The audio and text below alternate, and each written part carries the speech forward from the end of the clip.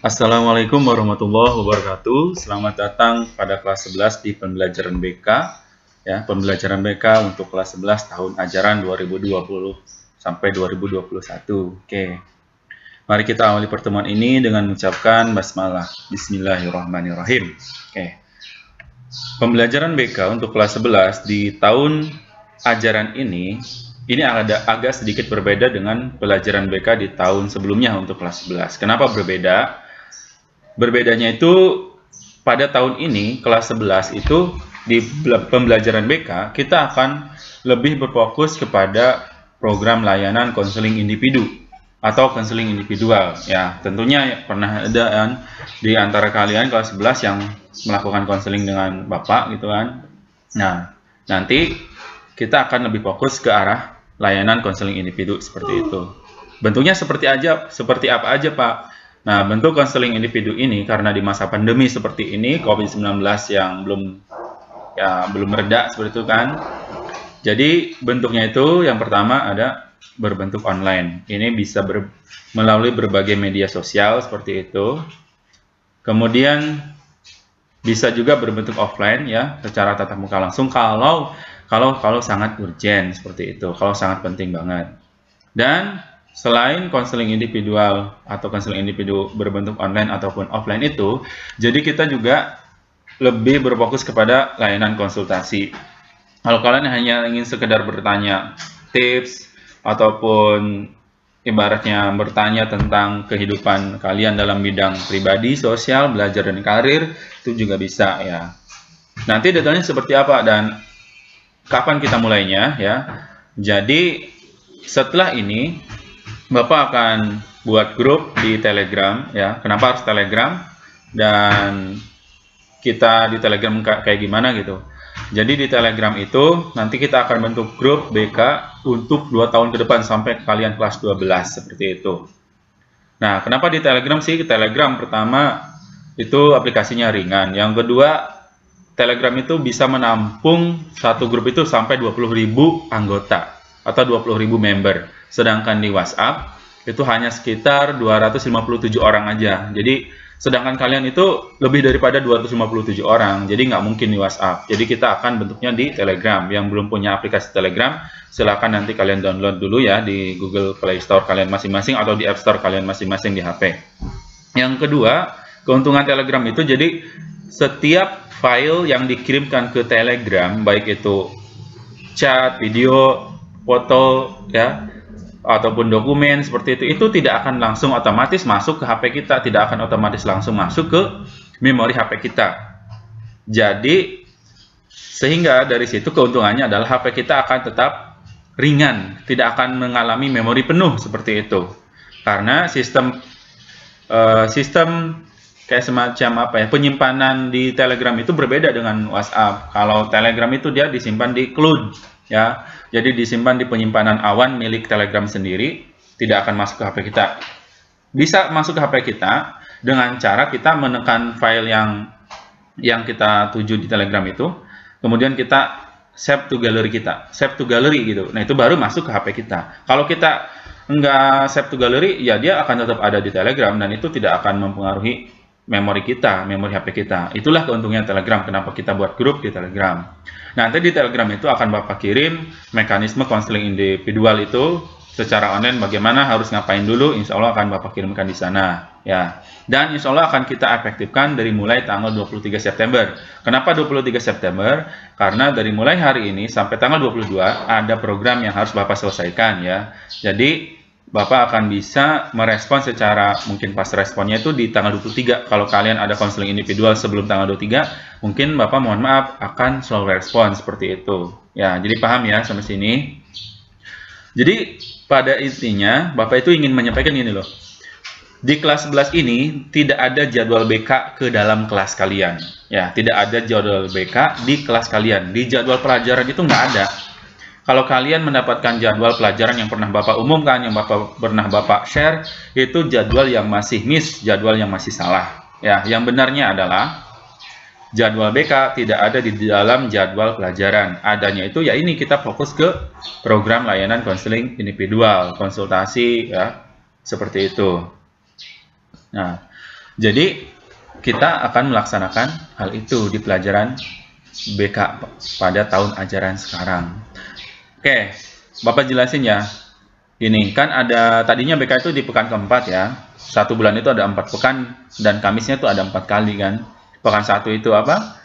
Pelajaran Penjas. Pekan 2 itu kalau nggak salah seni budaya. Pekan ketiga prakarya. Yang keempat ini ya, ini pekan keempat kan di bulan Agustus. Ini BK.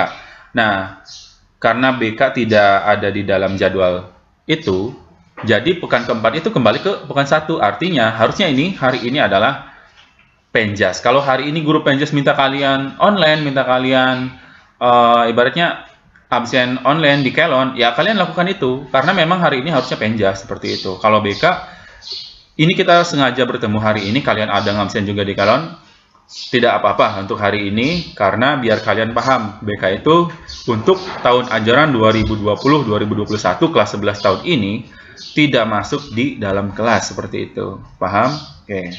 Kemudian selanjutnya, oke, itu tentang BK. Dan selanjutnya itu ada hal yang ingin Bapak informasikan ya, terkait etika berkomunikasi dengan guru.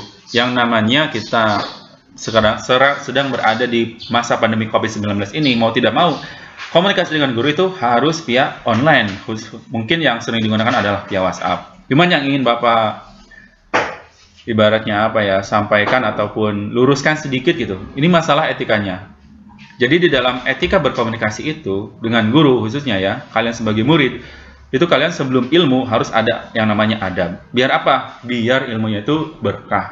Yang pertama, ucapkan salam. Jadi ketika kalian chat dengan guru, harus diucapkan dengan salam. Ya, Assalamualaikum. Cukup seperti itu juga. Kalau mau lengkap silahkan. Assalamualaikum warahmatullahi wabarakatuh. Titik. Kemudian yang kedua, bahasa yang digunakan jangan disingkat-singkat. Ya. Meskipun di sini Bapak pakai kata singkatannya, ini ya jangan hiraukan lah. Cuman ketika berkomunikasi dengan guru, jangan kalian singkat-singkat. Meskipun kalian mungkin bisa memprediksi ya, oh guru ini paham kok dengan singkatan ini, yang, YG atau segala macam. Ya jangan juga lah. Tapi apa ya, untuk lebih kita bisa punya etikanya seperti itu. Oke, kemudian yang ketiga, sampaikan permohonan maaf. Setelah salam itu kalian sampaikan permohonan maaf. Assalamualaikum. Mohon maaf Bu, mengganggu waktunya. Seperti itulah. Yang ketiga, kenalkan identitas kamu itu siapa. Contoh ya, Assalamualaikum. Mohon maaf Bu, mengganggu waktunya. Mohon maaf Pak, mengganggu waktunya. Saya Jaid, kelas 11 bahasa. Itu kayak gitu udah cukup. Kemudian setelah itu baru kalian sampaikan maksud kalian itu mau ngapain gitu loh. Mau nanyain materi yang belum kalian pahami, mau nanyain apa yang tadi dijelaskan tapi nggak paham, mau nanyain instruksi yang nggak kurang jelas, itu silahkan tanyakan. Izin bertanya, Pak, Bu, yang tadi Ibu sampaikan, yang tadi Bapak sampaikan itu, apakah benar seperti ini maksudnya? Kayak gitu. Baru setelah itu, akhiri dengan salam, akhiri dengan terima kasih gitu. Jadi setelah selesai kalian menyampaikan maksud kalian, Bu, yang tadi, ya izin bertanya Bu, izin bertanya Pak, bab ini, teori tentang ini tadi maksudnya apakah seperti ini Bu? Titik misalnya, atau tanda tanya, mohon penjelasannya ya Bu, Pak. Baru terima kasih Bu, Pak. Seperti itu. Nih contoh ya, contoh sederhana ada. Assalamualaikum, mohon maaf Bu. Itu kalau ke ibu guru ya, kalau ke bapak guru ya pasti mohon maaf Pak gitu. Baru setelah itu mohon maaf Pak mengganggu waktunya. Saya Jain kelas 11 bahasa. Begini Bu, begini Pak. Ada yang ingin saya tanyakan terkait materi bab bla bla bla bla, apalah kalian yang kalian nggak pahami itu ya. Maksudnya itu bagaimana ya Bu? Maksudnya itu bagaimana ya Pak? Nah, baru di bawahnya mohon penjelasannya ya Bu, Pak gitu. Baru terakhirnya terima kasih Bu, Pak. Itu minimal seperti ini gitu. Jadi harus ada etikanya. Di sini kan ada yang namanya mengenalkan diri ya. Kalau kalian berpikir, dah bapak ini mah, dah ibu ini mah, menyimpan nomor saya, menyimpan kontak saya. Jadi gini, terlepas guru itu menyimpan nomor kita atau tidak, kita harus tetap berkewajiban mengenalkan diri kita. Dan ini juga disampaikan, dipakai oleh anak mahasiswa loh. Mahasiswa aja kayak gitu. Mau dosennya itu menyimpan kontak mahasiswa itu atau enggak, dia tetap harus mengenalkan identitasnya gitu. Namanya siapa ya, program studi apa, atau namanya siapa, kelas apa, namanya siapa, kemudian program studi apa, kelas apa. Jadi sampai seperti itu. Apalagi kita ini adalah siswa. Oke, mungkin Bapak cukupkan demikian ya untuk contoh etika berkomunikasi dengan guru. Dan jangan lupa, ini ada catatan ya. Jadi hindari mengirim pesan di jam malam, terutamanya dari jam 8 malam sampai dengan dini hari, kecuali sangat penting banget. Misalnya, kalau kamu nggak ngirim pesan itu, kamu nggak bisa hidup gitu. Itu silahkan. Jadi, sebisa mungkin kalian komunikasi dengan guru itu di jam-jam kerja, dari sekitar jam 6:30 atau jam 7 sampai sebelum jam 8 malam lah, itu masih sopan. Tapi kalau sudah jam 8 malam ke atas, apalagi jam 23, itu kalau bisa alangkah lebih baiknya itu dihindari. Ya, mungkin sampai sini dulu ya. Mari kita akhiri pertemuan ini dengan mengucapkan hamdalah dan doa kifaratul majelis. Alhamdulillahirabbil alamin. Subhanakallahumma wa bihamdika asyhadu an la ilaha illa anta astaghfiruka wa atubu ilaik. Wassalamualaikum warahmatullahi wabarakatuh. Jangan lupa di like, subscribe, dan komen dan share video ini.